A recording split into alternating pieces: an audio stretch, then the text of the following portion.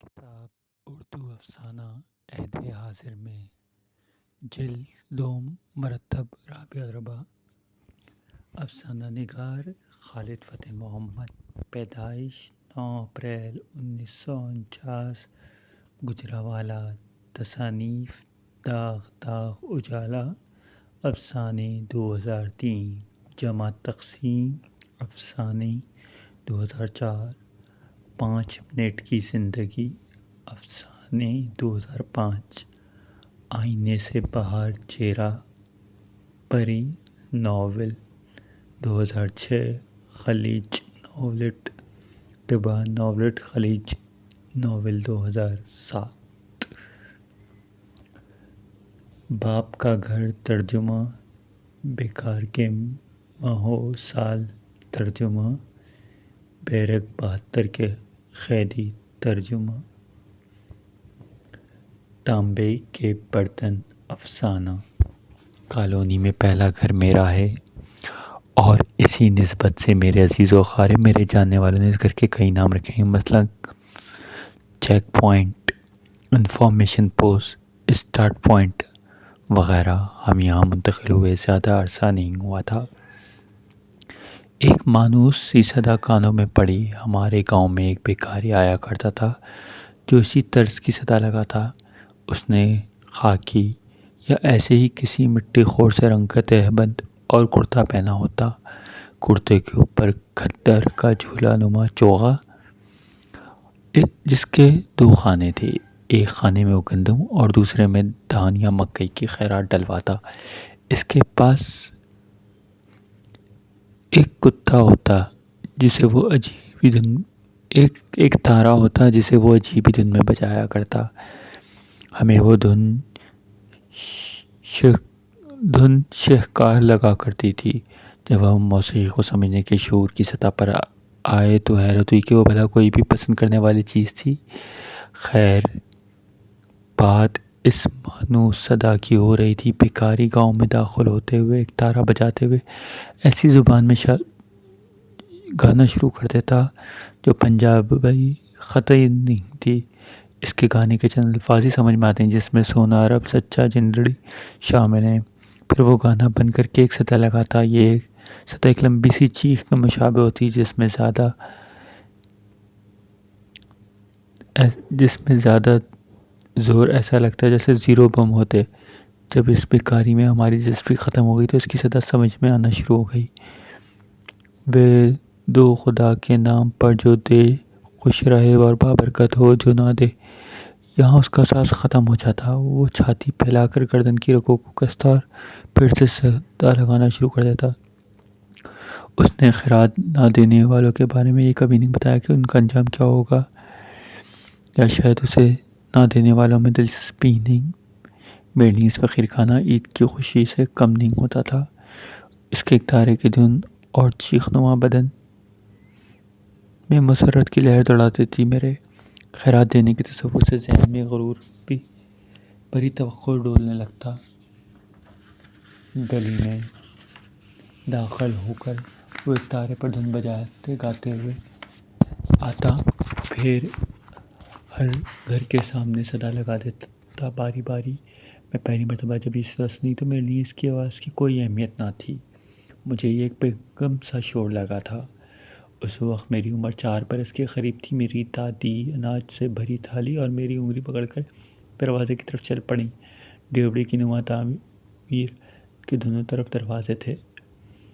بڑا دروازہ گلی میں کھلتا تھا اور چھوٹا صحن میں۔ ہم چھوٹے دروازے میں ڈیوڑی میں داخل ہوئے تو گلی میں بھکاری کی پہلی جھلک دیکھی۔ مجھے وہ ان کہانیوں میں سے کوئی ایک کردار لگا جو دادی ہمیں سنایا کرتی تھیں۔ اس کے قریب پہنچ کر دادی نے تھالی میرے ہاتھ میں تھمائی اور بھکاری سے دیتے ہوئے جھولے کا منہ کھولنے لگا۔ میں خطرے کا محسوس کرتے ہوئے اپنی جان بچانے کے لیے بلند آواز میں رونے لگی۔ بھکاری کے ساتھ یہ میرا پہلا رابطہ تھا۔ بعد میں خوف کی جگہ دلچسپی نے لے لی اور بھکاری ہمارے لیے ایک تماشا بن گیا۔ اس کی آواز سنتے ہی ایک دوڑ لگ جاتی۔ آج 40 برس بعد جب میں نے اس سے ملتی جلتی آواز سنی تو میرا جسم خوشی سے کانپنے لگا۔ گندم سے بھری تھالی، بھکاری کسی ایک تارے کی دھن گانا، مجھے وہی دن یاد آ گئے۔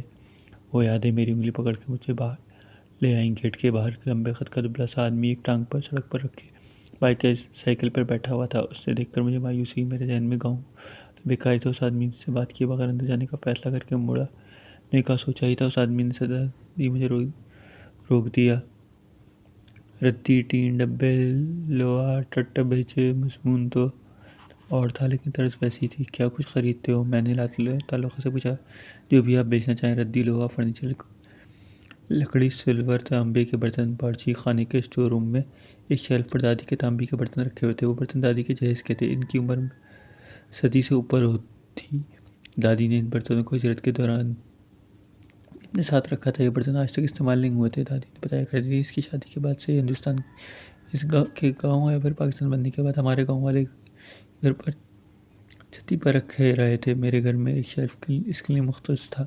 خاندان نے جب زرعی زمین کو غیر منافع بخش اکائی سمجھتے ہوئے گاؤں نقل مکانی کرنے کا فیصلہ کیا تو میں اپنے حصے کی تھوڑی سی زمین کی وجہ ان برتنوں کو لینا مناسب سمجھا۔ یہ ایک جذباتی فیصلہ تھا۔ میں نے سوچا حالات اگر بہتر ہو گئے تو زمین پھر خریدی جا سکے گی، لیکن دادی کے برتن شاید کہیں اور نہ سنبھالے جا سکتے تھے۔ وہ آدمی بائی سائیکل پر اسی طرح بیٹھا تھا۔ مجھے اس کی آنکھوں میں دلچسپی نظر آئی۔ یہ ایک ایسی دلچسپی جو ایک قسم کا تفاخر لیے ہوئے ہے۔ مجھے اس کی وجہ سمجھ میں آ گئی۔ وہ ٹڈ بھیج کر گھروں کی حالت جان لیتا تھا۔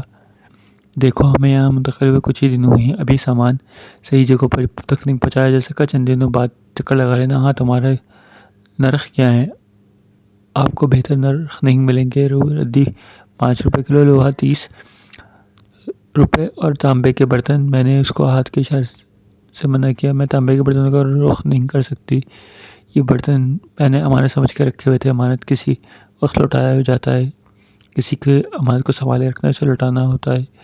یہ برتن دادی اور میرے درمیان پل کا درجہ رکھتے ہیں۔ دادی اس پل پر باقی پوتے پوتیوں کے ساتھ کھڑی تھی اور ہمارے لیے دادی ہی زندگی تھی۔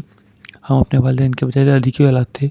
وہ سارے دن ہمیں اپنے ساتھ رکھا کرتی تھیں۔ ہماری مائیں دادی سے خائف رہا کرتی تھیں۔ مجھے نہیں یاد کہ انہیں کبھی ڈانٹا ہو یا ان سے کوئی تقاضا کیا ہو۔ وہ چھوٹے خط کی نازک میں سی بوڑھی سی عورت تھی، شاید جوان بھی رہی ہوں۔ ہم دادی کی جوانی میں دیکھنے کی کوشش کیا کرتے تھے لیکن ہمیشہ ناکام رہتے تھے۔ ہم شاید اس بوڑھا ہی دیکھنا چاہتے تھے۔ ممکن ہے ہمیں یہ ڈر ہو کہ جوان ہو کر وہ اپنی کشش نہ کھو بیٹھیں۔ ہمارے پاس دادی کی کوئی تصویر نہیں تھی۔ وہ ہمارے دلوں میں زندہ اور تانبے کے برتن کی یاد دلاتے رہتے۔ مجھے لگتا ہے وہ ہاتھ میں تھالی اٹھائے ہماری انگلیاں تھامے ہمیں اندھیروں، نامور گلیوں اور جھگیوں، فاقہ مستوں کے ٹھکانوں کے اہل ثروت کے مکانوں کے لیے بڑھتی رہتی ہیں۔ وہ ہماری ترقی کا سبب تھیں۔ وہ مر چکی تھیں لیکن ہمارے اندر اس طرح زندہ تھیں۔ کبھی کبھی اسے زندہ ہونے سے خوف محسوس ہونے لگتا۔ میں ہمیشہ زندگی کے ساتھ نبردست رہتی۔ اس جنگ کو ایسا لڑا جیسا میرے خیال میں دادی نے لڑنا تھا۔ میرے پیچھے کھڑی ہوتی، اگر مڑ کر دیکھتی تو وہ اپنی اداس آنکھوں سے گھورتے ہوئے مجھے آگے بڑھنے کے لیے اکسا رہی ہوتی۔ میرے اندر ان کی آنکھوں میں جھانکنے کی ہمت نہیں تھی۔ وہ آدمی اس طرح سے ہی کھڑا رہا۔ مجھے لگا اس سے میرے جواب کا انتظار تھا۔